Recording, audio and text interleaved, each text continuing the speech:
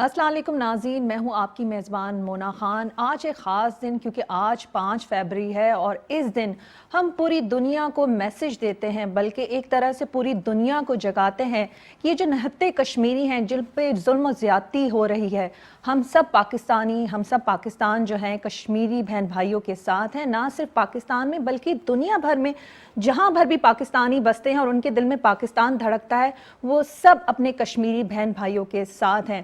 جبھی تو انڈیا اتنے عرصے 70 سال سے زیادہ عرصہ گزر چکا ہے، اس نے کافی ہتھ کنڈے آزمائے لیکن آج تک وہ کشمیر پر قابض نہیں ہو سکا۔ لیکن کیا وجہ ہے کہ اتنا کچھ ہو جانے کے باوجود جو عالمی طاقتیں ہیں، جو دنیا کی بات کرتی ہیں، جو امن کی بات کرتی ہیں، جو انسانی حقوق کی بات کرتی ہیں، لیکن انہوں نے خاموشی اختیار کی ہے؟ تو اسی پر ہم آج بات کرنے کے لیے ہمارے اسٹوڈیو میں ہمارے خاص مہمان موجود ہیں جو آج بات کریں گے کہ کس طرح سے ہم کشمیر کے مقدمے کو لڑ سکتے ہیں، کیونکہ پاکستان ہی صحیح معنوں میں کشمیر کا وکیل ہے، ایمبیسڈر ہے اور آواز ہے۔ تو اسی آواز کو آج پہنچانے کے لیے ہمارے اسٹوڈیو میں ہمارے خاص گیسٹ موجود ہیں، تو ہم ان سب کو ویلکم کریں گے۔ میرے ساتھ موجود ہیں ہمارے سینئر جرنلسٹ، اینالسٹ، کالمسٹ اور نو ڈاؤٹ ہمارے استاد آغا مسعود حسین صاحب ہمارے ساتھ اسٹوڈیو میں موجود ہیں، ہم سر کو ویلکم کریں گے۔ اور میرے دوسرے خاص مہمان ہیں، میں اگر ان کا تعارف کروں، انہوں نے کشمیر کے مسئلے پہ بہت ساری کتابیں لکھی ہیں اور ان کی بہت زیادہ ریسرچ ہے، تو اس لیے آج ہم نے انہیں دعوت بھی دی ہے، اور ہم نے اس لیے بھی دعوت دی ہے کہ ہم مسئلے کشمیر کو جان سکیں، جو انہوں نے اتنا ریسرچ ورک کام کیا۔ ہمارے ساتھ موجود ہیں، ہم سر کو ویلکم کریں گے، محمد بشیر خان صاحب کو۔ السلام علیکم سر۔ وعلیکم السلام۔ بہت شکریہ سر۔ ایک تو بات یہ کہ آج یہ بہت خاص دن ہے اور ہم پوری دنیا کو یہ میسج دینا چاہ رہے ہیں کہ کشمیری بہن بھائی الگ نہیں ہیں اور وہ اکیلے نہیں ہیں، اور پاکستان کشمیری بہن بھائیوں کے ساتھ کھڑا ہے۔ ابھی میں نے مقدمے کی بات کی آغا صاحب کہ ہم 70 سال سے زیادہ عرصے میں کشمیری بہن بھائیوں کا مقدمہ لڑ رہے ہیں، تو ہمیں یہ بتائیں کہ ہم کہاں پہ کھڑے ہیں اور یہ اس مقدمے کو کیسے جیتیں گے؟ دیکھیے مونا، سب سے پہلے میں آپ کا بہت شکریہ ادا کرتا ہوں کہ آپ نے یہ کہ ہمیں بلایا اور یہ بڑے اہم موضوع پر دعوت دی کہ ہم اپنے خیال کا اظہار کریں۔ دیکھیے بات اصل یہ ہے کہ کشمیر کا مسئلہ ظاہر ہے کہ یہ ایک انفنشڈ ایجنڈا آف پارٹیشن ہے، اور وہ اس زمانے سے لے کر آج تک پاکستان کے عوام اور کشمیری عوام جو ہے ایک، جیسے آپ نے دل دھڑکنے کی بات کی تھی نا کہ ایک ساتھ دھڑکتے ہیں، تو میں یہ سمجھ رہا ہوں کہ کشمیر، آکوپائڈ کشمیر اور پاکستان کے جو عوام ہیں وہ ایک ساتھ ان کا دل دھڑکتا ہے۔ ان کو یہ اچھی طریقے سے معلوم ہے کہ جو ظلم و ستم وہاں ہو رہا ہے، وہ جس طریقے سے وہاں پہ ڈیموگرافک یعنی آبادی کا جو تناسب ہے چینج کیا جا رہا ہے، اور ان کے جو ذرائع آمدنی ہے، یعنی جو ان کی یہ کہ ایگریکلچر سیکٹر ہے، اس کو تباہ کیا جا رہا ہے جان بوجھ کر، ان کا سوشل بائیکاٹ کیا جا رہا ہے، پھر ہندوستان کے مختلف علاقوں سے لوگوں کو آ کے بسایا جا رہا ہے، جو میں ڈیموگرافک چینج کی بات کر رہا ہوں۔ یہ سارے اقدامات جو ہیں بہت خطرناک ہے۔ دوسری بات یہ کہ انہوں نے 2 سال پہلے 5 اگست میں، آپ کو معلوم ہے کہ انہوں نے اس کو اینیکس کیا، تو کہ ری آکوپائی کیا۔ پہلے تو آکوپائی کیا تھا 47 میں، پھر ری آکوپائی کیا۔ تو ری آکوپائی کرنے کے بعد یہ ہے کہ وہ چھوٹا موٹا ایک سمبل کے تحت جو ان کی پارلیمنٹ تھی وہ بھی ختم ہو گئی، جھنڈا بھی ختم کر دیا۔ پھر یہ کہ پھر انہوں نے وہاں سے آگے جب جو 19 تاریخ کا جب یہ 5 اگست کا واقعہ ہوا، اس پر دنیا نے بڑا شور مچایا، and Pakistan was the only country actually who raise voice against this illegal action of the India. لیکن ظاہر ہے کہ پاکستان بذات خود ایک یہ کہ ایک پارٹی ہے، اور اس ڈسپیوٹ میں پاکستان نے ہمیشہ جو ہے نا اس کو آگے کیا ہے۔ لیکن آپ کو معلوم ہے، جو آپ نے ایک جملہ کہا، میں آپ سے بالکل آئی انڈورس یور ویو، کہ جو انٹرنیشنل کمیونٹی ہے وہ ایسی رپورٹ تو ضرور شائع کرتی ہے، آپ کی نظر سے بھی گزری ہوگی کیونکہ آپ ساری دنیا میں جاتی ہیں، دیکھتی ہیں آپ، کہ اس میں واقعتاً وہ کنڈیم کرتے ہیں کہ ہندوستان کی جو آکوپائڈ فورس ہے، 8-9 لاکھ جو ان کی فوج ہے، وہ وہاں پہ ظلم و ستم کر رہی ہے۔ ایسی رپورٹیں آتی ہیں، خود امریکن جو ہے نا ان کی رپورٹ اس قسم کی آتی ہے، ہیومن رائٹس واچ کی رپورٹس آتی ہے، ہیومن رائٹ کے سلسلے میں جتنی بھی تنظیمیں وہ سب کی رپورٹ میں اس کو کنڈیم کرتے ہیں۔ لیکن کنڈیم کرنے کے بعد ایسا لگتا ہے کہ پھر ایک سناٹا چھا جاتا ہے، خاموشی چھا جاتی ہے، کوئی ان کا پرسانِ حال نہیں ہوتا ہے۔ آپ مجھے بتائیے کہ صرف اس مہینے میں، جب میں آپ کی خدمت میں عرض کر رہا ہوں، 30 نوجوانوں کو انہوں نے شہید کیا ہے اور جعلی انکاؤنٹر میں شہید کیا ہے۔ دوسری جو سب سے بڑی، جو بہت خطرناک بات ہے جو ہندوستان کی شفاق فوج وہاں پہ کر رہی ہے بیٹھ کے، وہ یہ ہے کہ ریپنگ آف دا ویمن۔ یہ کہتے ہیں رات کی تاریکی میں گاؤں میں جاتے ہیں، اور اس کے بعد یہ ہے کہ ان کو دروازہ کھٹا کہتے ہیں کہ یہاں پہ ٹیررسٹ چھپے ہوئے ہیں، لیکن اصل ان کا مقصد یہ ہوتا ہے کہ they want to humiliate the women and they do it.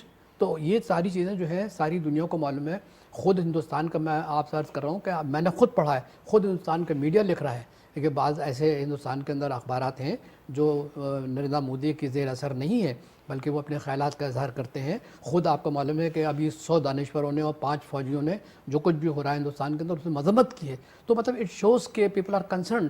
لیکن سوال یہ ہے کہ جب تک as long as the United nation doesn't actually implement the policies right of self determination, میرا خیال ہے کہ وہ جو نتائج ہیں اس کو آنے میں دیر لگے گی. اچھا آغا صاحب نے، بشیر صاحب آغا صاحب نے بھی وہی بات کی، خصوصی حیثیت کی بات کی کہ انڈیا کی یہی کوشش ہے کہ جو مسلمان اکثریت میں ان کو اقلیت میں تبدیل کیا جائے. اس کے لیے وہ جو بھی ہٹ کرنے آزما رہے ہیں وہ بالکل کر رہے ہیں. اور اس کی ایک سب سے بڑی جو ریسنٹ ڈیولپمنٹ یہ ہے کہ ابھی ہندو کی جو نشستوں کو نام نہاد اسمبلی میں اس کو بڑھایا جا رہا ہے. یہ بھی ان کی ایک چھوٹی سی کوشش ہے. I'm sure وہ اس طرح سے تو نہیں کامیاب ہو سکتے جب تک کشمیری بہن بھائی جس جذبے کے ساتھ اپنی آزادی کے لیے لڑ رہے ہیں. کیا کہنا چاہیں گے اس پہ آپ؟ لیکن یہ جو انڈیا یہاں تک پہنچا ہے نا، یہ صورتحال جو ہے اس کی پوری منصوبہ بندی اور پلاننگ کے تحت. یہ جو فلسطین میں ہوا وہ وہاں کاپی کر رہے ہیں. تو آپ کو یاد ہوگا کہ 2 سال پہلے یا چند سال پہلے اسرائیل کا وزیر اعظم وہاں رہا 15 دن. تو ظاہر ہے وہ ایک منصوبہ بندی کے تحت انہوں نے پورا پلان بنا دیا. اسی طرح ہندوؤں کی کالونیاں بنا رہے ہیں، جو جنگلات ہیں، لوگوں کی زمینیں ہیں، جو پشتی زمینیں تھیں ان پر قبضہ کرنے کے بعد پوری کالونیاں بنا رہے ہیں، جس میں جو فوجی تعینات ہیں ان کی فیملیز کو شفٹ کر رہے ہیں اور باہر سے جو ہے پولیس کو انڈکٹ کر رہے ہیں. چونکہ انہوں نے وہ 35A اور 370 تو ختم کر دیا. اب ان میں ان کو آزادی ہے کہ وہ ہندوستان کی دوسری ریاستوں سے اور لوگوں کو، اور خصوصاً جو ہندو انتخاب پسند BJP کے کارکن ہیں ان کو لا رہے ہیں وہاں فورسز میں اور سرکاری اداروں میں. اس کے لیے انہوں نے جو ایجوکیشن اور جنگلات، فارسٹ اور دوسرے جو سویلین محکمے تھے وہاں سے بھی لوگوں کو نکالنا شروع کر دیا ہے. ان کی سروسز ختم کر رہے ہیں، ان کو ٹرمینیٹ کر رہے ہیں سروس سے. ان کی یہ الزام لگا کے کہ آپ نے جو ہے دہشت گردوں کو ان کے ساتھ رابطے میں ہیں، ان کو آپ نے موبائل میں آپ نے پیسے بھیجے ہیں، یہ بھیجیں، اس طرح مختلف الزام لگا کے ابھی تک پروفیسر سے لے کے ٹیچر تک اور فارسٹ کے لوگوں کو 40 سے 50 لوگوں کو اس سال، پچھلے سال جو 2021 میں فارغ کیا ہے. تو یہ ایک پوری پلاننگ کے تحت کر رہے ہیں. لیکن ہمیں جو ہے صرف ان کی یہ پلاننگ پہ جو افسوس نہیں کرنا چاہیے، بلکہ اس کا ہمیں بھی پلاننگ کرنی چاہیے. اور کچھ ظاہر ہے کر بھی رہے ہوں گے، پلاننگ ہوتی ہے تبھی جا کے وہاں رکا ہوا ہے معاملہ، نہیں تو وہ بہت آگے بڑھ جاتا. لیکن اس سے اور زیادہ کی ضرورت ہے. ابھی وجہ یہ ہے کہ انڈیا اب تیسرے درجے پہ آ گیا ہے. اس نے ہماری جو سیاسی تحریک اس پر خاصا ضرب لگائی ہے. جو ہمارے جتنے بھی نامور لیڈر تھے وہ تو جیلوں میں. شبیر شاہ 33 سال ہو گئے. آسیہ اندرابی جو ہے وہ بتا کی پرہیزگار عورت ہے، اس کو ٹارچر سیل میں لے گئے. ان کے خامند ہے وہ، اس کو 27 سال ہو گئے، قاسم، ڈاکٹر قاسم. اس طرح کے کوئی 12 سے 13 ہزار جو لوگ ہیں جو ایکٹیو سوشل اپنا سیاسی کارکن تھے ان کو انہوں نے بند کیا ہوا ہے. اب وہ موبلائزیشن روکنے چاہ رہے ہیں کہ جو پولیٹیکل موبلائزیشن تھی شہروں میں، آپ نے دیکھا ہوگا 3-3 4-4 دن کی ہڑتال جب کال کرتے تھے علی گیلانی صاحب، تو وہ تو ایک لیڈرشپ، ایک جو قیادت ہے وہ تو انتقال کر گئی، سیکنڈ میں انہوں نے سارا جیلوں میں ڈال لیا اور جیلوں میں ڈالنے کے بعد تشدد کر رہے ہیں. اب یہ ہے کہ وہاں مار بھی رہے ہیں. یہ دسمبر میں، پچھلے سال جو گزرا ہے دسمبر، 5 آدمی تہاڑ جیل میں انہوں نے قتل کر دیے کہ جی یہ بیمار تھے، ان کو کرونا تھا. اشرف سرائی صاحب کو جموں جیل میں انہوں نے مارا ہے، قتل کیا ہے بالکل. اب وہ بہت بڑے لیڈر تھا، بڑا آئیکن تھا آزادی کا. تو اب وہ تو انہوں نے یہ کیا دوسرے سطح پہ، وہ اب گلیوں میں، جیسے کہ آغا صاحب نے فرمایا کہ 3-3 4-4 لوگوں کو، نوجوانوں کو وہیں مار رہے ہیں چلتے ہوئے فائرنگ کر کے. اور یہ وہ لوگ ہیں کہ جو کبھی کسی جلسے میں دیکھے ہوں گے. اچھا بشیر صاحب، آپ جتنی ظلم و زیادتی کی آپ مجھے بات بتا ہی رہے ہیں، اسی میں ایک بات ایڈ کرنا چاہوں گی، کیونکہ انسان کی سائیکی ہے کہ جتنا ظلم و زیادتی اس کے ساتھ ہوتی ہے وہ اتنا ہی پھر وہ باؤنس بیک کرتا ہے، اتنی بہادری کے ساتھ پھر اس کا جواب بھی دیتا ہے. کیونکہ اس طرح سے یہ حل تو ہے نہیں، کیونکہ کسی بھی چیز کا اصل میں انہوں نے یہ کیا کہ جیسے بھی آپ کو یاد ہوگا کہ 2 مہینے پہلے خرم پرویز ایک انسانی حقوق کا بہت بڑا یعنی وہ نمائندہ تھا، اور ساری دنیا میں جو یورپ میں آپ دیکھ رہے ہیں رپورٹیں، جو انسانی حقوق کے جو ادارے ہیں نا، تو اس کی رپورٹوں سے وہ بنتا تھا سارا موومنٹ. اب وہ اس کو گرفتار کر کے اس پہ الزام لگایا ٹیررزم کا. سری نگر کا جو پریس کلب ہے، جو ڈوگرا نے ان کو الاٹ کیا تھا، اس کی الاٹمنٹ کینسل کی ہے پچھلے ہفتے اور وہ بند کر دیا. تو وہاں جو ہے نہ خبر آ سکتی ہے نہ اس کی رپورٹ آ سکتی ہے. اس کے باوجود جو ہے وہ لوگ اپنے طور پہ نکال رہے ہیں.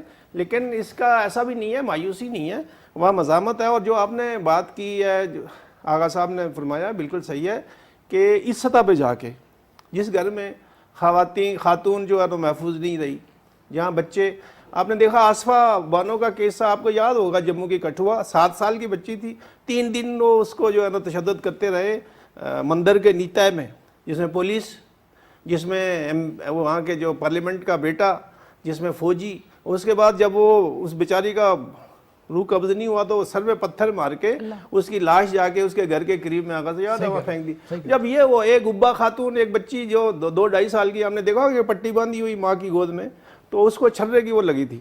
ایک بیٹا آپ نے دیکھا ہوگا اپنے نانا کہ چھاتی پہ جو ہے نا وہ بیٹھا ہوا رو رہا ہے 2.5 سال کا, اس کو اس بندے کو گولی مار کے وہاں پھینکا تھا کار سے اتار کے. پوری دنیا میں وائرل ہوئی تھی وہ تصویر. تو ہم یہ جو ہے کشمیر کے لوگ جو ہے نا, اس سے آپ دیکھ لیں کہ نہتے ہیں, کسی بھی فورم سے ان کو کوئی اسلحہ یا کوئی اس طرح کی امداد نہیں مل رہی. اس کے باوجود جو ہے وہ 12 لاکھ لوگوں, 12 لاکھ فوج کے ساتھ, ایٹمی فوج کے ساتھ, وہ جو بے رحم ہے, جس کو اتنے قانون دیے ہیں وہاں ریاست کو کہ آپ کچھ بھی کر لیں, آپ سے کوسچن نہیں ہو سکتا کسی عدالت میں. آپ نے دیکھا ہوگا ایک گاڑی کے آگے باندھ کے وہاں گھما رہے ہیں ایک نوجوان کو, وہ اس لیے کہ دہشت پھیلانے کے لیے. علی گیلانی صاحب کا جنازہ دفن نہیں ہونے دیا, لیکن اس کا یہ مقصد نہیں ہے کہ وہاں کوئی مایوسی ہے. آج بھی ریزسٹ بہت زیادہ ہے اور انڈیا کو یہ رہے گی. لیکن میں یہ کہہ رہا ہوں کہ جو ان کے پیچھے جو دنیا میں اگر کہیں آواز, یا دنیا کے جو ادارے اقوام متحدہ اگر کہیں متحرک نہیں ہو رہی, تو اس میں ہمیں خود اپنا دیکھنا پڑے گا. کہیں ہماری کمزوری تو نہیں ہے کہ خارجہ پالیسی میں اس کو بہتر کرنا پڑے گا. بشیر صاحب, میں خارجہ پالیسی کے علاوہ میں یہاں پہ میڈیا کے رول کو بھی ذرا ڈسکس کرنا چاہوں گی, کیونکہ آپ ہمارے سینئر جرنلسٹ بھی ہیں, تو آپ کیا کہنا چاہیں گے کہ ہماری میڈیا کا کتنا امپورٹنٹ رول ہو سکتا ہے, کیونکہ obviously بات ہے میڈیا ایک ایسا پلیٹ فارم ہے جہاں پوری دنیا میں اس چیز کو بتایا جا سکتا ہے کہ کشمیریوں کے بہن بھائیوں کے ساتھ کیا کیا ہو رہا ہے. دیکھیے میں ایک جملہ کہنا چاہتا ہوں, وہ بات اصل یہ ہے کہ دیکھیے پاکستان کی سفارتکاری ٹھیک ہے, میں نے بتایا نا پاکستان خود اپنے بہت سے مسائل میں گھرا ہوا ہے, لیکن 3 مرتبہ سیکورٹی کونسل کا اجلاس ہوا ہے کشمیر کے اوپر. تو آپ سے اندازہ لگا لیے کہ مطلب یہ کہ ہمارا جو موقف ہے یا کشمیر کے عوام کا جو موقف ہے وہ باقاعدہ سیکورٹی کونسل نے 3 مرتبہ کہا, اور تینوں مرتبہ کہا کہ رائٹ آف سیلف ڈٹرمنیشن ملنا چاہیے. یعنی اس کا مطلب 15 دفعہ سیکورٹی کونسل نے یہ کہا ہے کہ ان کو جو کشمیر کے عوام ہے جو محکوم ہیں, جن پر ظلم و تشدد ہو رہا ہے ہندوستان کی فوج کی جانب سے, پیراملٹری فوج کی جانب سے, تو ان کو ان کا حق ملنا چاہیے. اب جب میڈیا کا رول کی آپ بات کر رہی ہیں, دیکھیے ہم میڈیا میں ہیں, ہے نا, بشیر صاحب بھی میڈیا میں. دیکھیے میڈیا کے جو اپنا رول ہے وہ میں سمجھتا ہوں پاکستان کے اندر بہت ہی اچھا رول ہے. مطلب اٹس ویری پازیٹیو.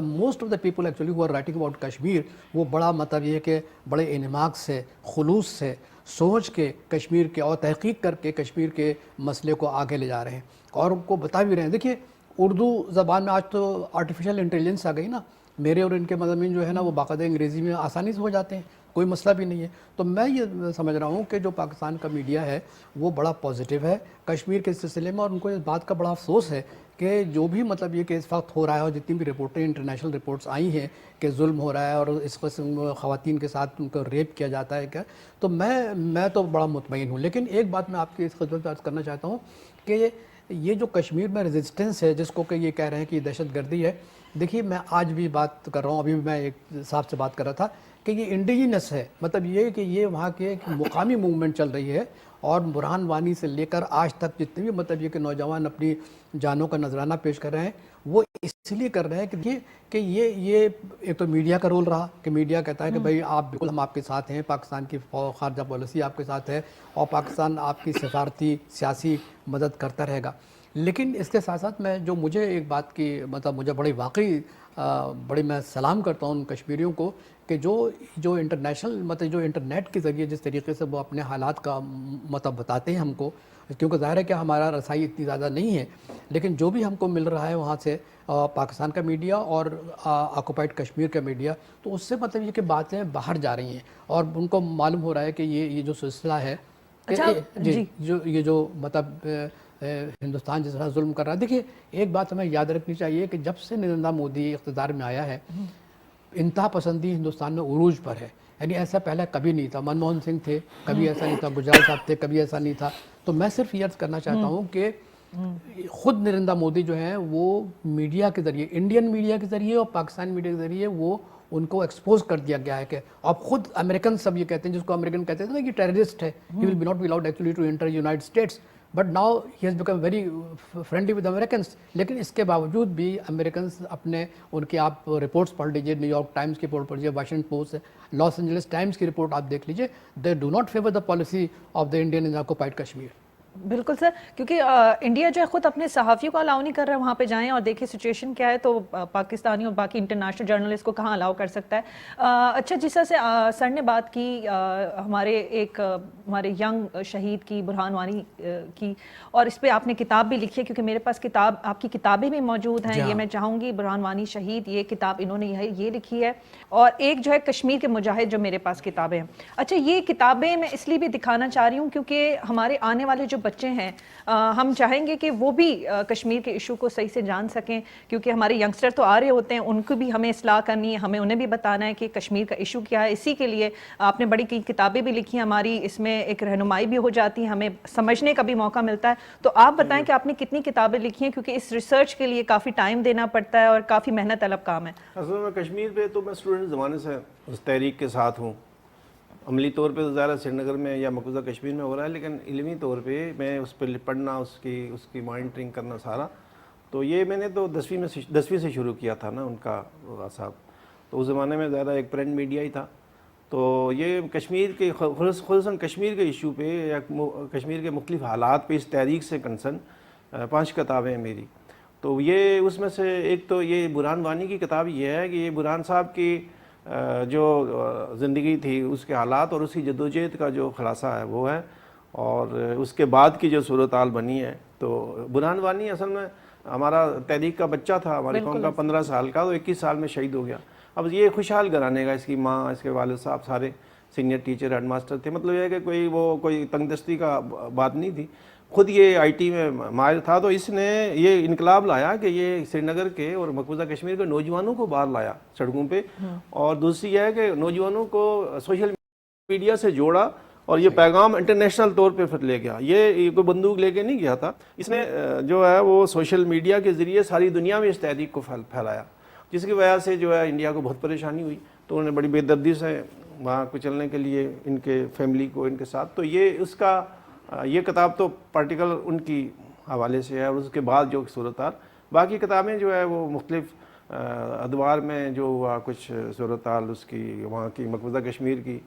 شیخ عبداللہ جو فیملی ہے ہماری کشمیر میں, بڑا بہت معتبر نام تھا شروع میں, 1947 سے پہلے ان کی بڑی جدوجہد اس حوالے سے, اور ان کا کردار, ان کی سوچ, وہ کیا چاہتے تھے اس طرح کا, اور باقی جو لیڈرشپ تھی وہاں ان سے کیا کوتاہیاں ہوئیں, جو میری نقطہ نظر تھا وہ ان کتابوں میں ہے.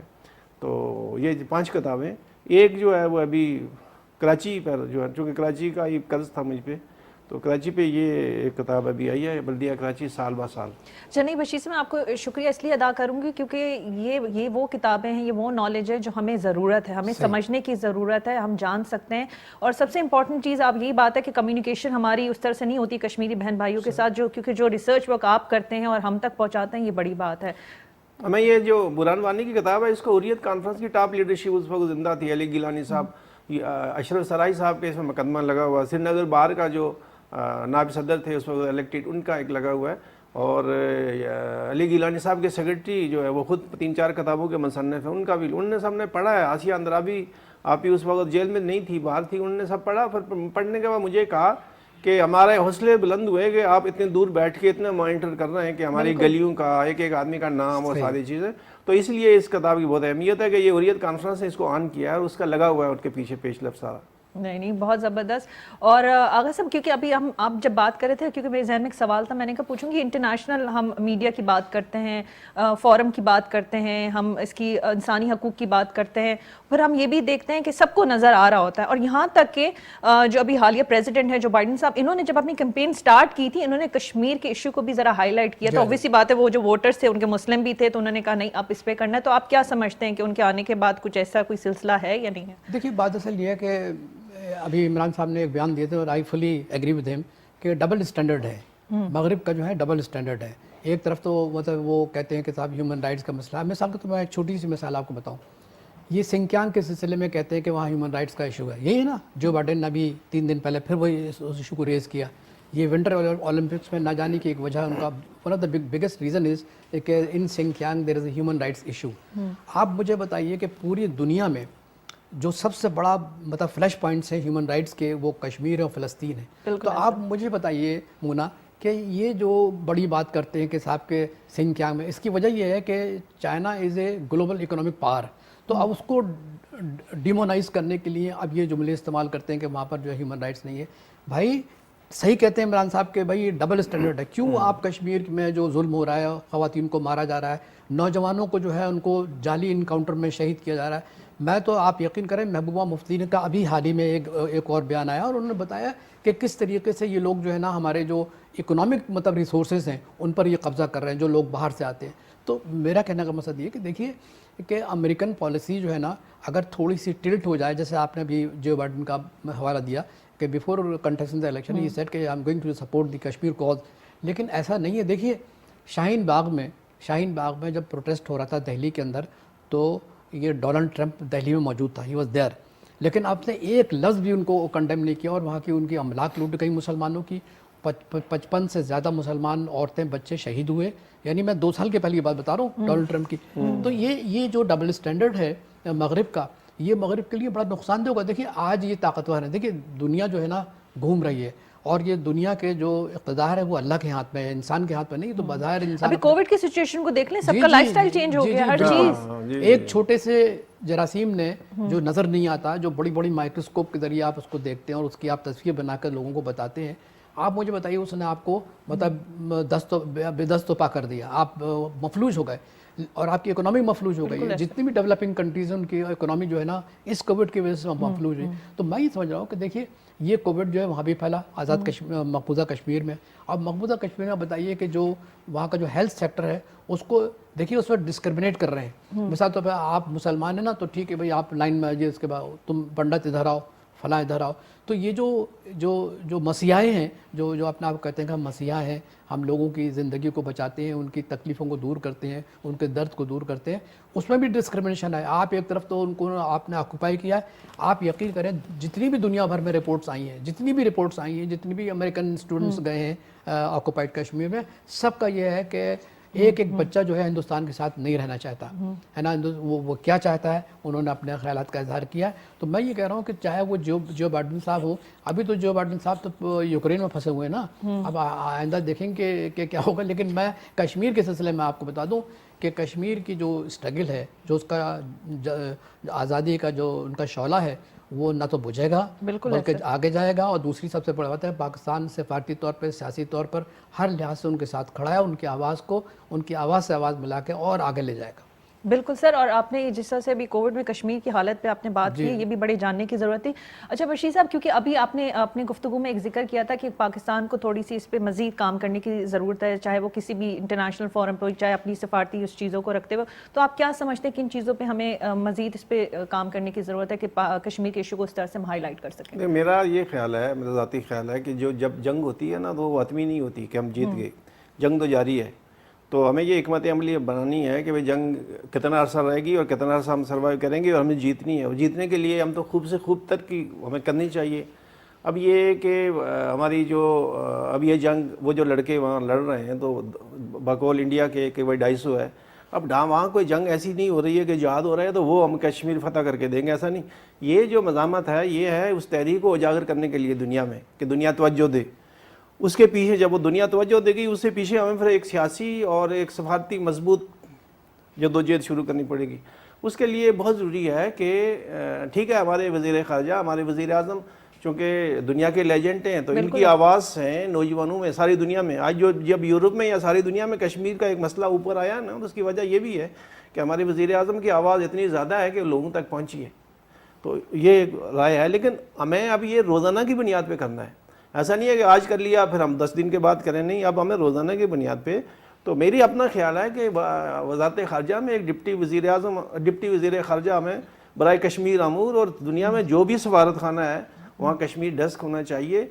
और इमरान खान साहब ने इसका पहले ऐलान भी किया था कि कश्मीर डेस्क, तो मुमकिन है वो प्रोसेस में होगा। लेकिन मेरी अपनी ख्याल है कि दुनिया के हर और ख़ुसूसन जो यूरोप के या हमारे इस्लामी जो ममालिक हैं जो असर रखते हैं दुनिया में, वहाँ وہاں کے سفارت خانے میں لیبر اتاشی ہوتا ہے, ملٹری اتاشی ہوتا ہے, پریس اتاشی ہوتا ہے.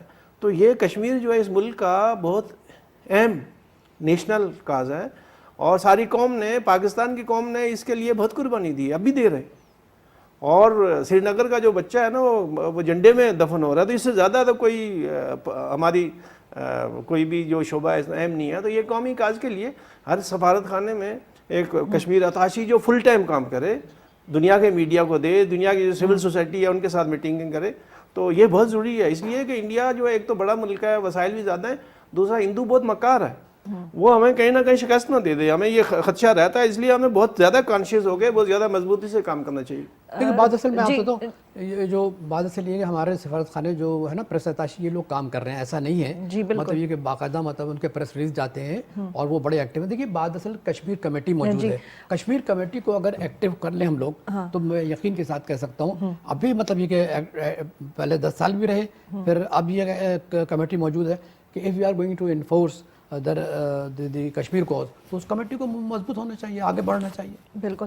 اچھا بشیر صاحب آپ نے بڑی اچھی تجویز دی, اور آغا صاحب آپ نے بہت اچھی بات کی, کیونکہ ہم بڑے پر امید ہیں کہ انشاءاللہ تعالیٰ یہ جو گفتگو نہیں رہی بلکہ یہ جو میسیج ہے یہ مزید آگے جائے گا. اور جس طرح سے بشیر صاحب نے بھی بڑی اچھی بات کی کہ ہمارے وزیر اعظم عمران خان صاحب نے تو صحیح وکیل کے طور پہ پوری دنیا کو مسئلہ کشمیر کو اجاگر بھی کیا, لیکن ہم سب نے صرف ایک دن مسئلہ کشمیر پہ بات نہیں کرنی, ہمیں روزانہ اس ایشو کو ریز کرنا ہے, اسپیشلی میڈیا کو. اور یہ تو ہم سب دیکھ رہے ہیں کہ کشمیری بہن بھائی کس طرح سے اپنا رول جو ہے وہ پلے کر رہے ہیں. اور میں جب یہ شو جب کیا, میرا دل چاہتا ہے قسم سے کہ میں وہ شو کروں جب میں کشمیر کی آزادی پہ بات کروں, کشمیری بہن بھائی ہمارے ساتھ بیٹھے ہوں اور ہم ان کی آزادی سیلیبریٹ کریں. اور یقین مانے میرا دل یہ کہتا ہے کہ یقیناً وہ دن بھی آئے گا, ضرور آئے گا, کیونکہ جس طرح سے ہمارے جرنلسٹ کام کر رہے ہیں, ہمارے جو اور پاکستانی ہیں اور جو کشمیری بہن بھائی سے بے انتہا محبت کرتے ہیں, ان کے لیے دن رات دعا کرتے ہیں. آپ یقین مانیں اللہ تعالیٰ ان کو ضرور ان کی مدد کرے گا اور کشمیری بہن بھائیوں کو آزادی ملے گی. یہ بات میں بہت دل سے کہہ رہی ہوں اور مجھے یقین بھی ہے اس بات کے ساتھ. آپ سب کا بہت شکریہ.